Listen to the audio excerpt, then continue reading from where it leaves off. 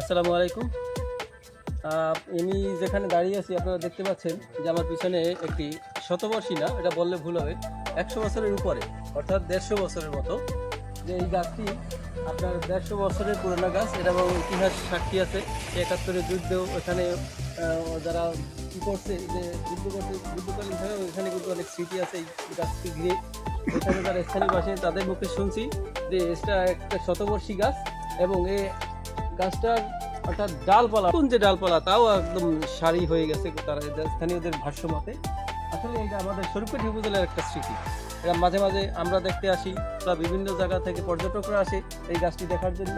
এটা আসলে একটা ঐতিহ্যবাহী রেন্টি গাছ আমাদের শরীফকাঠি উপজেলা। ধন্যবাদ।